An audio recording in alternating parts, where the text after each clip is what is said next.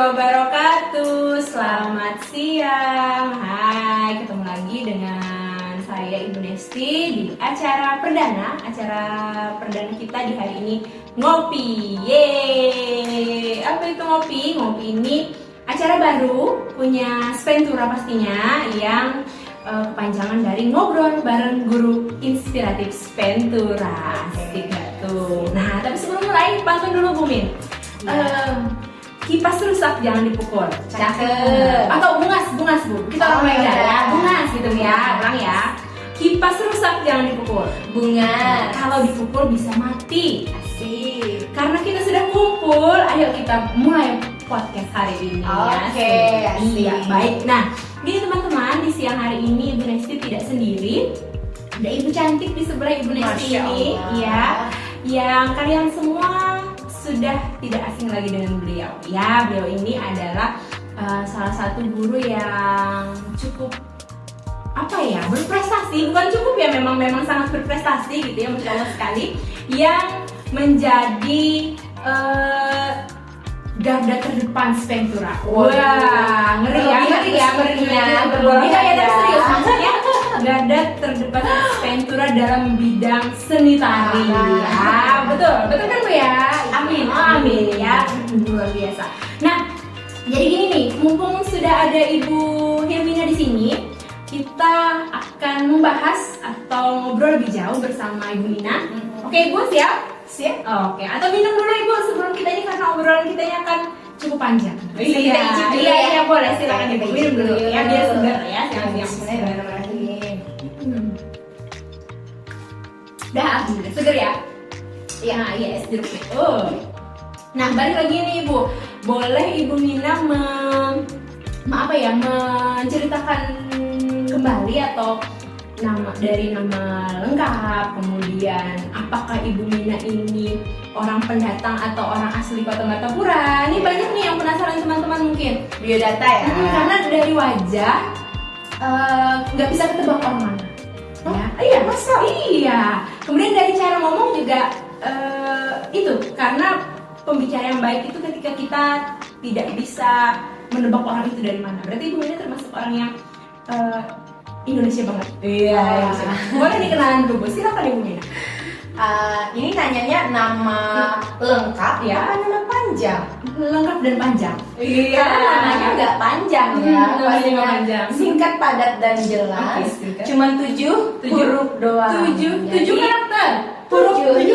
Oh ya. Jadi Ibu Hilmina biasanya dipanggil. Oh iya, Hilmina 7. Iya, 7. Biasa dipanggil Bu Mina, tapi anak-anak biasanya suka panggil Bu Mimon. Oh, Bu Mimon, itu panggilan sayang, panggilan kedekatan gitu, keakraban.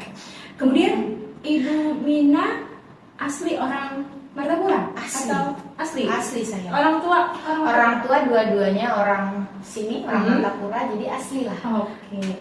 Dan yang menarik nih teman-teman, Ibu Nesti dan Ibu Mina ini adalah sama-sama alumni dari SMP 1 Martapura. Betul sekali. Jadi ketemu lagi di sini ya, serasa reunian ya. SMP sama SMA.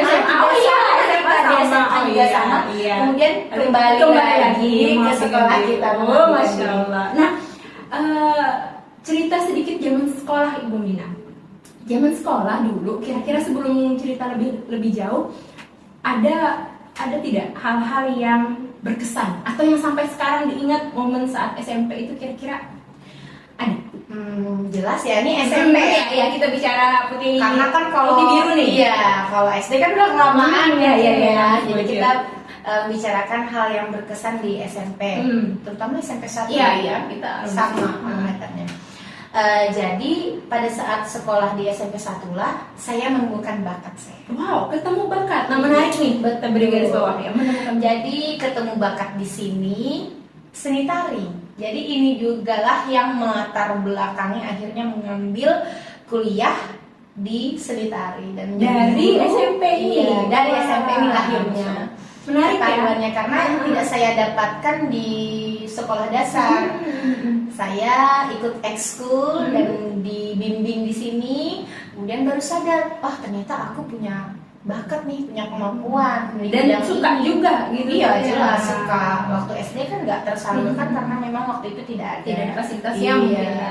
Betul. Wah, menarik, berarti tempat pertama menemukan jati diri. Iya, betul. Ya, Menemukan di bakat. satu Martapura. Mungkin buat teman-teman yang masih mencari jati diri itu Ibu ya bisa coba-coba Hmm. dong. Jadi kalau misalkan di sekolah itu ada berbagai macam ekskul ya, walaupun kita nggak punya bakat, ya kita coba aja dulu, siapa tahu bakatnya muncul saat kita memulai itu tadi, ya kan? Jadi awalnya adalah mencoba dulu ya, Mencoba Bu, ya? dulu tadi, mencoba dan berani tentunya kan, kita jangan malu dulu, jangan takut misalkan harus yang punya bakat nih ekskul, enggak. Ternyata ekskul itu kan membina, membimbing, mengajari dari yang nggak punya bakat sampai mereka bisa. Kalau anaknya udah punya bakat ya alhamdulillah, tinggal diasah syukur aja ya, tinggal lagi diasah ya. lagi. Wah, luar biasa. Kemudian itu di kelas berapa kira-kira? Ibu ingat? Kelas 7 Kelas 7 saya ikut. Oh gitu. Waktu itu Kelas tertarik, 7. langsung pengen karena nggak nemuin di sekolah dasar. Iyalah, jadi awalnya coba-coba, ternyata tertarik, Iya. kemudian sampai akhirnya jadi Seperti apa ya? sekarang. Ide ya, jadi identitas diri. Iya. Keren ya, Bu. Nah, kemudian juga saat SMP kira-kira ada tidak guru favorit Ibu Mina? Wah, nah, ada. ini rame nih kalau sudah bicara Jelas, guru jelas favorit ada. ya. Ada guru favorit saya waktu saya SMP di Hmm. sini, tapi beliau udah Sudah pensiun. Oke, atau Ibu Mina ceritakan kira-kira apa yang membuat Ibu Mina itu tertarik atau menjadikan seseorang itu guru favorit, itu kira-kira yang guru yang seperti apa, Bu? Kalau dulu ya, dulu kita sebagai bocah putih biru gitu ya, ada guru yang mengajar dengan hati. asik. Jadi beliau tuh bukan cuma mengajar, tetapi beliau merangkul. Jadi berkesan. Beliau itu merangkul, jadi benar-benar yang nggak cuman materi aja, tapi beliau menanyakan kondisi kita, gimana sih kita nih udah siap nggak belajar hari ini, kita tuh bahagia nggak sih? Jadi rasa nyaman yang tercipta itu bikin kita senang kan. Kalau kita senang dengan pelajaran kan otomatis insya Allah bisa cepet tuh masuk materinya. Nah, dan itu pula lah yang melatar belakangi saya jadi ngefans sama guru, dan akhirnya aku pengen nih jadi seperti beliau, mengidolakan. Iya, mengidolakan. Gitu ya. Aku pengen nih jadi seorang guru. Aku pengen jadi orang yang bisa bermanfaat. Dan untuk itu orang sudah lain. tertanam sejak SMP ya, Bu, Iya, ketemunya di SMP yang maksudnya juga. menemukan Bakat ketemu di SMP, kemudian ngefans sama guru dan ingin menjadikan teladan gitu ya, Bu, ya. ingin berprofesi seperti beliau itu di SMP. SMP. Berarti seberpengaruh itu ternyata jenjang Iya, sekolah betul. utama ini. Betul sekali. Kemudian dari SMP sudah, saat SMA, kira-kira apa yang, adakah hal yang mungkin berhubungan dengan akhirnya memilih jurusan tari saat SMA atau melanjutkan dari SMP tadi? Iya, melanjutkan. Dan kebetulan di SMA yang selanjutnya juga ada ekskul tari, ya. Udah apa ya? udah familiar ya. Sudah mulai Jadi ya. melanjutkan kan dari SMP ke SMA, dan ketemu lagi tuh sama guru seni, masya Allah di sana guru seni yang luar biasa menjadi panutan sama. Jadi beliau guru yang benar-benar mengarahkan, akhirnya saya harus ke tari gitu. Ya, kamu berbakat nih di sini, kamu lanjutkan aja ke seni. Tapi ada juga salah satu guru di sini, Ibu Hajah Susana Dewi. Oh, masya Allah. Nah, jadi beliau teman-teman iya, jadi beliau tahu dulu gitu ya. kan sebagai pembina ekskul tari di SMP waktu zaman kita sekolah. Jadi beliau juga sama berarti mengarahkan saya beliau, ke sana. boleh cerita nggak? Jadi kalau tadi Ibu Mina ini yang mengarahkan adalah Ibu Haji Susan, kalau untuk saya sendiri, kenapa jadi guru bahasa Indonesia itu salah satunya juga karena beliau. Wah, luar biasa. Tepuk tangan dulu nih buat Ibu Susan. Yang sebentar lagi memasuki masa masa pensiun ya, beliau mau pensiun. Ya, Semoga sehat selalu. Ya, guru-guru kita luar biasa. Ya. Semoga kita bisa mengambil Tetap ketemu dan bersilaturahmi Iya. dengannya. Oke, nah Ibu tadi SMP sudah, lalu lanjut di SMA. Saat kuliah, kenapa Ibu kok milih tarik lagi? Nggak bosan Ibu? Enggak, ya karena tadi Salah satunya karena saya ingin hobi saya menjadi pekerjaan saya. Oh iya, hobi yang dibayar. Ya, hobi tadi yang kan saya punya dibayar, bakat di tari ya. Iya. Jadi saya bingung nih waktu itu memilih antara dua, mau di saat penjurusan gitu mau tetap di hobi saya melanjutkan atau putar balik ke arah yang berbeda, mau coba yang baru ya. Tapi ketika mendapat saran tadi dari Ibu Haja Susana Dewi, kemudian Ibu Heni tadi yang dosen juga ya, kata beliau, di mana kamu yang enak, jangan memaksakan dengan hal baru yang mungkin. Jadi nggak ikut-ikutan orang juga. Iya, enggak sama itu yang kita garis bawahi ya. Jadi itulah sebabnya saya memilih untuk ya udah, aku suka melihat guruku, aku pengen seperti guruku, aku ingin jadi guru dan aku ingin yang sesuai dengan bakatku. Biar apa? Biar kita benar-benar menguasai dan bisa mentransfer ilmu ke anak kita dengan maksimal. Jadi karena itu bakat, jadi sangat menyenangkan waktu kuliah itu saya sampai diajak oleh dosen ke Jakarta, ke Surabaya. Dan itu menari ya? Iya, dan itu menari. Jadi melanglang buana di waktu kuliah itu. Karena kan di sana kita tambah berkembang lagi ya. Materi tari yang diajarkan tidak hanya tari dari kita aja, tapi dari luar juga aja gitu ya. Dan satu hal, momen penting yang paling saya syukuri dan saya sangat-sangat yang paling membanggakan gitu, membanggakan ketika itu saya dipercaya untuk memerankan karakter putri di teater tradisional Mamani. Dan berangkat ke Riau waktu itu diajar langsung oleh almarhum Bapak Sirajul Huda. Jadi maestro seni ya. Jadi kenapa di situ menurut saya sangat berkesan karena ini di luar kemampuan saya. Saya kan biasanya tari ya. Lalu bermain teater nih. Iya, main teater gimana beda lagi nih walaupun sama-sama seni. Nah, jadi itu sangat ingat sampai sekarang. Jadi sangat menjadi kesan yang bagus lah. Luar biasa pencapaian ini. Iya, di sana alhamdulillah. Kemudian dari yang sudah Ibu Mina lalui ini, kira-kira boleh tanya nggak prestasi apa aja sih yang sudah ditangani? Bukan ditangani ya, di apa ya istilahnya ya, tangan dingin Ibu Mina. Kalau untuk anak-anak SMP, iya, kira-kira. Jadi kalau untuk anak SMP ini udah 3 kali ke tingkat nasional. 3 kali. Ajang apa itu Bu? Ajang FLS 2N.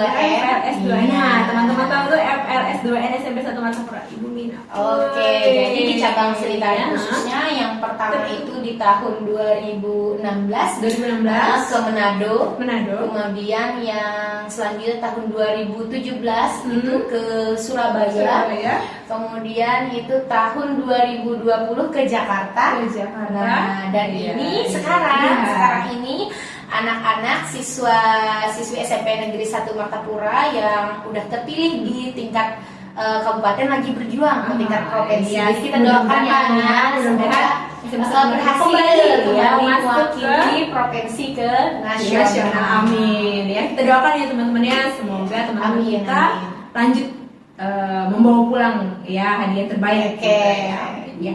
Nah, kira-kira Ibu Mina motivasi apa yang menjadikan Ibu Mina ini kok totalitas sekali ada ya Ibu? Maksudnya gimana ya kalau kita lihat Ibu Mina ini, kalau Ibu Mina ini kan orangnya ceria ya, kalau ketemu tuh hahaha tapi ketika Ibu Mina itu sudah ada di depan pentas atau mungkin di hadapan anak-anak untuk melatih nari itu auranya langsung berubah, beda gitu ya. Kalau mungkin teman-teman lihat Ibu Mina ini ramah, suka bercanda gitu ya kalau ketemu anak-anak, tapi ketika Ibu Mina ada di depan anak-anak untuk latih ya, bukan untuk ngajar, maksudnya untuk melatih tari, itu sudah langsung jejeng gitu ya, sudah langsung yang serius, totalitas, kemudian powerful. Nah, itu kira-kira apa yang menjadikan semangat atau motivasi Ibu Mina sehingga bisa seperti itu? Kan nggak gampang tuh teman-teman bikin gerakan, berarti Ibu Mina ini yang dari bikin gerakan, ya kan? Kemudian apalagi Bu? Ya mikir dulu kan idenya gitu ya. Bikin ide, sesuaikan tema dulu nih. Karena kan dia tiap tahun tuh ada temanya. Kalau diminta tema yang seperti ini, kita harus bikin ide, gali pikiran kita yang seperti ini loh. Idenya harusnya. Jadi setiap gerakan itu dipikirkan ya. Iya. Habis itu gerakannya disesuaikan. Habis itu gimana caranya supaya anak itu bisa kebentuk. Ya itu apa maksudnya motivasi Ibu Mina kok bisa menghidupkan tari ini kok rasanya tuh kalau lihat anak-anak menari, Ibu Mina yang garap itu kayak jeng greget gitu nih. Motivasi sih saya hanya ingin anak itu bisa menjadi saya. Masya Allah, anak bisa menjadi saya. Iya. Jadi anak itu bisa persis seperti gurunya, bahkan kalau bisa lebih. Makanya saya tanamkan ke anak-anak itu, kalau kepilih kalian bukan anak SMP. Ketika kalian di atas pentas, kalian jangan punya kemampuan anak SMP, tapi kalian harus punya kemampuan anak SMA.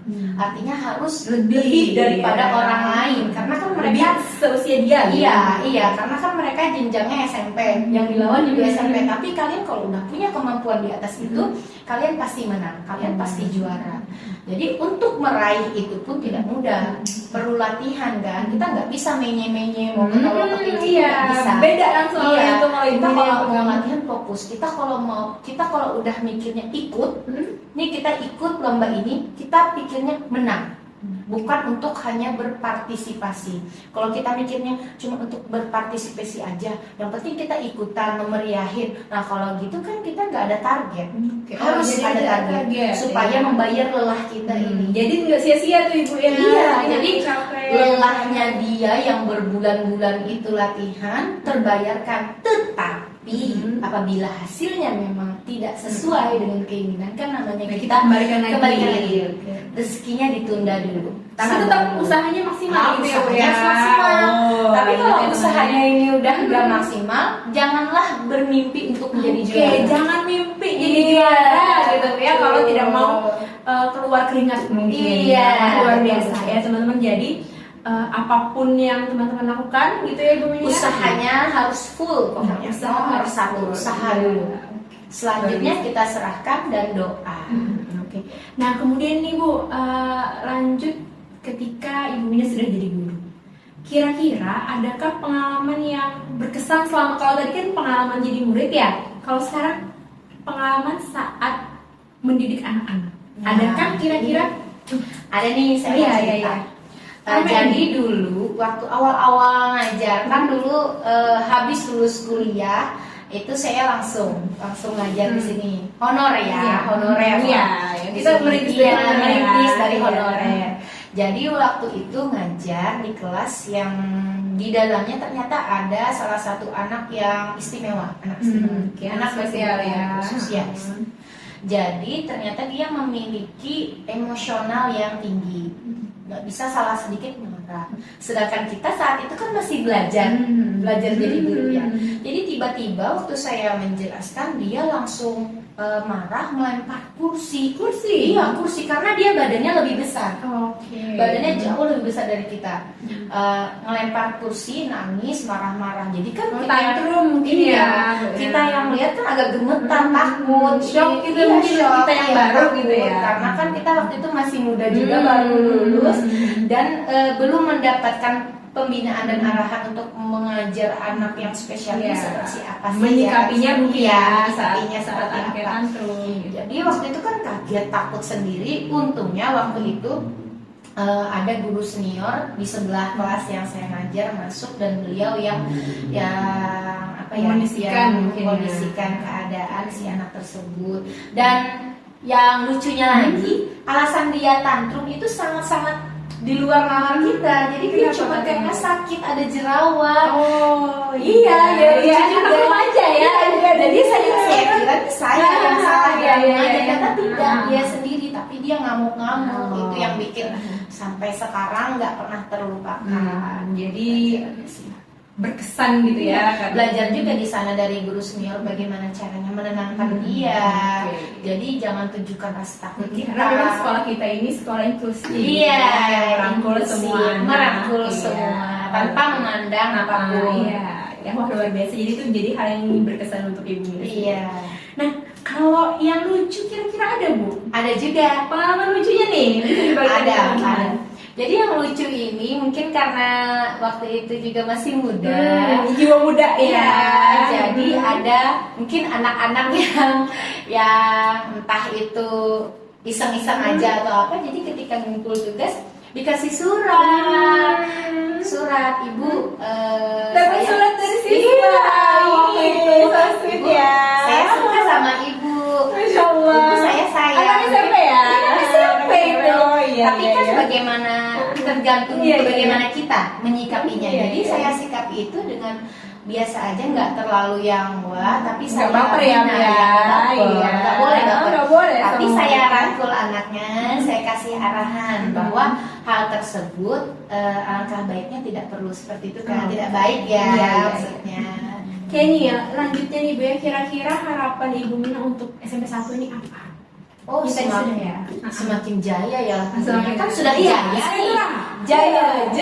Jaya. Oh iya. Sudah jaya, tambah jaya lagi, Tambah jaya. menghasilkan generasi-generasi yang berprestasi tentunya, bermanfaat untuk dirinya, orang tua, lingkungan sekitar, Oke. nusa Nusa dan dan bangsa bangsa, yang luar tentunya. biasa. Karena keberhasilan mereka merupakan keberhasilan Iya, kita iya, juga betul. sebagai gurunya, ya kan? Iya, luar biasa. Ya Bu ya. Nah kemudian nih ada gamesnya nih.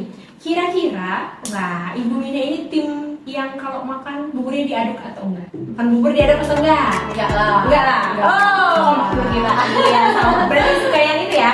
Yang rapi ya, yang rapi. diaduk. Kan biasanya ada tuh tim yang Iya, yang diaduk enggak, tapi ya enggak. sama-sama enak ya, cuma tergantung selera. Kalau tidur, lampunya nyala atau enggak? Mati dong. Mati Kalau dong. nyala saya nggak bisa tidur, terang kan. Semua satu Iya. keluarga di rumah semua Kemudian pilih mall atau ke pasar tradisional? mall deh kayaknya. Mall. Tapi bukan berarti Nah. nggak suka ke pasar ya. Tergantung yang dibeli mungkin ya. Karena kan kita sebagai ibu rumah Oh, tangga iya. juga, kita pasti belanja kebutuhan rumah Cari tangga. diskonan ya Bu ya. Oke. Kemudian lebih suka pantai atau gunung? Santai. Ini romantis. Asik, lebih romantis teman-teman. Kita bikin romantis. Kemudian di kelas atau di lingkungan sekolah? Lingkungan sekolah.